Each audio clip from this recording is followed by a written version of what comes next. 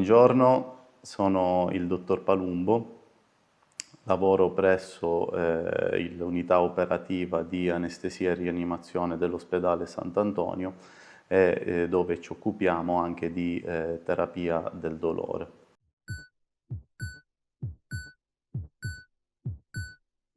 Il dolore è una forma di difesa fisiologica che tutti noi abbiamo per difenderci dagli insulti esterni quindi il dolore acuto è una forma di difesa fisiologica. Diventa patologico quando il dolore è il problema stesso.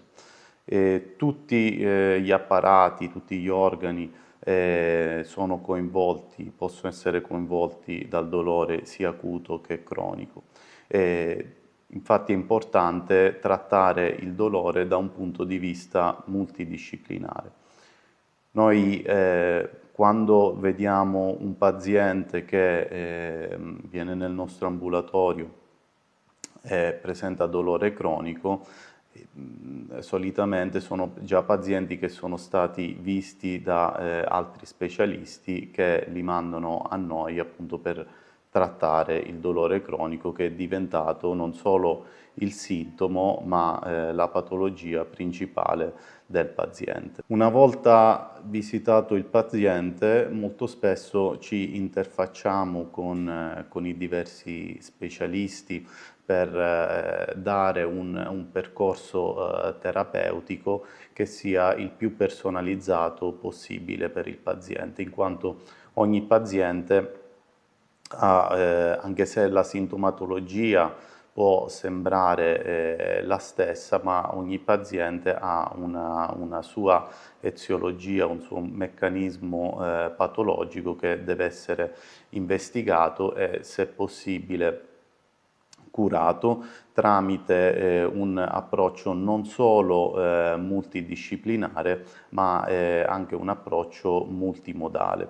Un esempio è la lombalgia, che è una dei sintomi, delle sintomatologie dolorose croniche che più spesso vediamo nei nostri ambulatori. Oltre il 50% dei pazienti che vediamo giornalmente viene da noi per trattare la lombalgia cronica.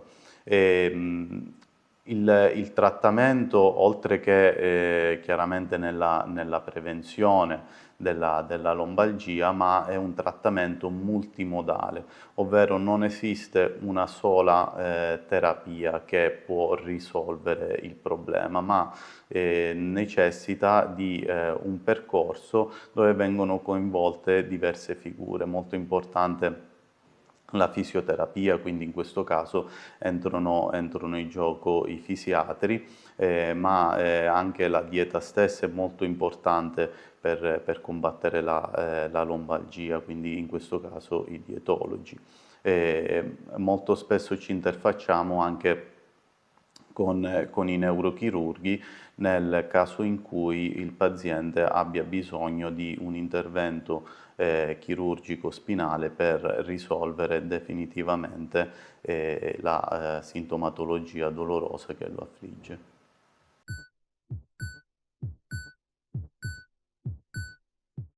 Quindi oltre al dolore cronico trattiamo anche il dolore acuto. Uno dei dolori acuti più comuni che abbiamo in ospedale è il dolore post-operatorio.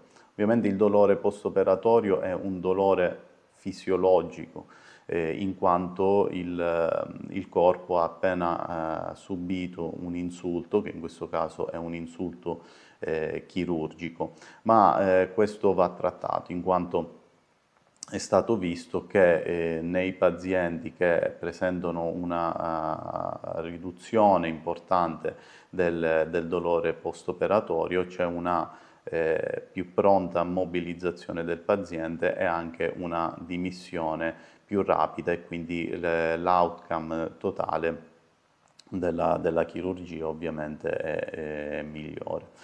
A seconda in base al tipo di chirurgia a cui il paziente è sottoposto, facciamo sia dei trattamenti non farmacologici, come possono essere ad esempio dei blocchi nervosi in cui andiamo a infiltrare i nervi che sono responsabili dell'innervazione di un territorio che è stato aggredito chirurgicamente, in modo tale che gli impulsi dolorosi vengano inibiti.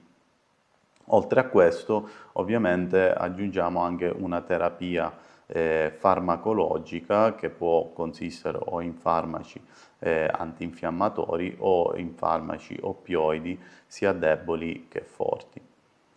Chiaramente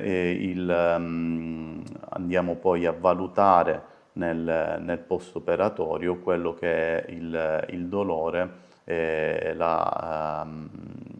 il livello di dolore che il paziente presenta, ed eventualmente possiamo fare quella che viene chiamata una rescue analgesia, ovvero andiamo ad aggiungere dei farmaci antidolorifici o andiamo a ripetere il blocco nervoso periferico che è stato precedentemente seguito. Per quanto riguarda il dolore cronico, per dolore cronico si intende una sintomatologia dolorosa cronica che persiste oltre i 3 mesi, la cui causa è conosciuta ma non curabile, o nei casi in cui, in molti casi, la sintomatologia dolorosa del paziente, nonostante i numerosi esami che il paziente esegue, non si riesce a identificare la causa. Anche qui il percorso che facciamo nei casi di dolore cronico, come abbiamo detto, deve essere sempre un percorso di tipo multidisciplinare e multimodale.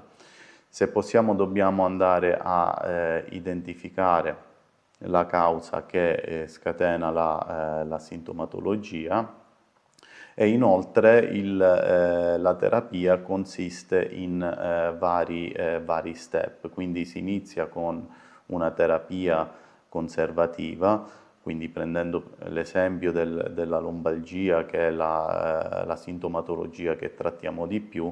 Inizialmente faremo una terapia conservativa mirata, ad esempio con la fisioterapia o con il cambio delle abitudini, le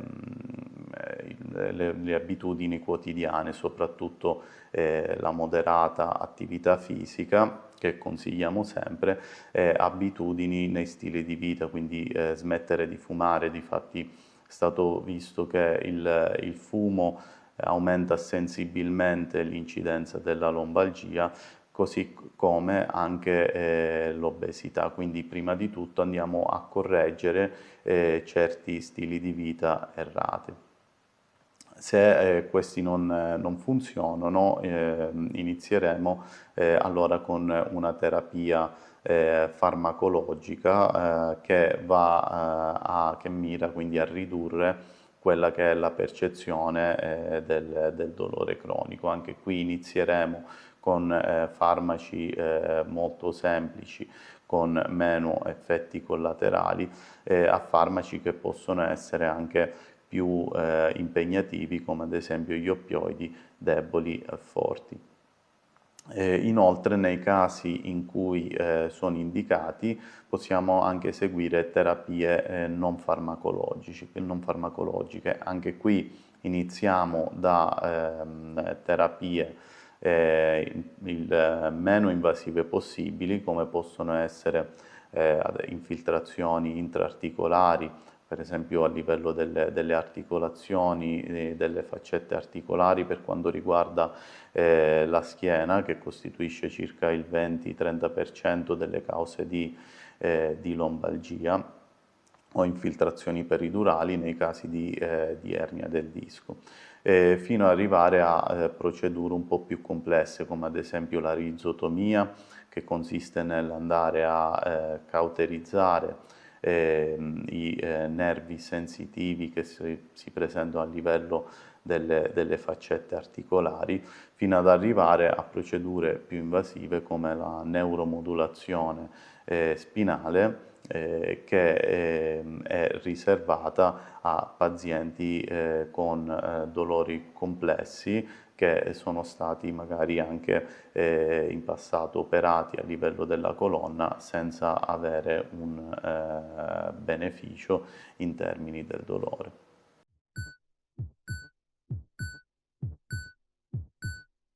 Un aspetto molto importante quando valutiamo un paziente con dolore che sia acuto e cronico è capire quale sia l'intensità del dolore.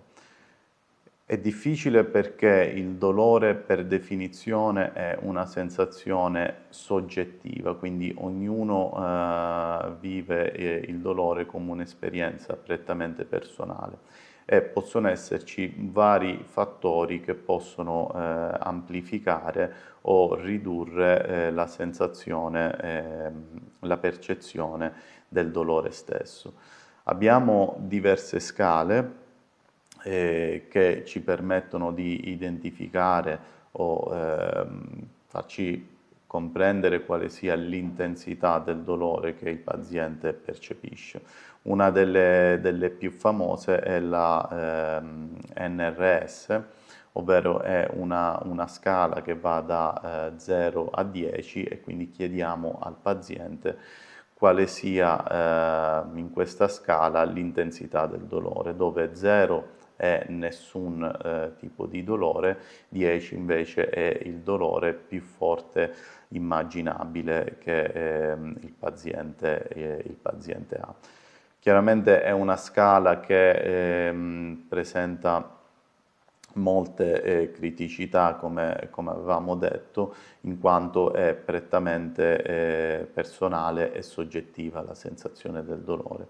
Quindi a seconda di quello che è la sintomatologia e l'eziologia che scatena la sintomatologia del dolore, abbiamo diverse scale. Una di questi è la ODI, ovvero è una scala che utilizziamo nei pazienti con lombalgia, dove andiamo a investigare certi aspetti della vita che possono determinare una notevole disabilità del paziente. Quindi non andiamo a valutare l'intensità soggettiva del dolore, ma andiamo a valutare quella che è la disabilità che la sintomatologia dolorosa provoca. Altre scale, ad esempio utilizziamo due scale per quanto riguarda le cefalee, che sono la Midas e la IT6. Anche qui non va a valutare quella che è l'intensità soggettiva che il paziente percepisce, ma più che altro andiamo a valutare quale sia l'impatto nella vita del paziente che in questo caso il mal di testa determina.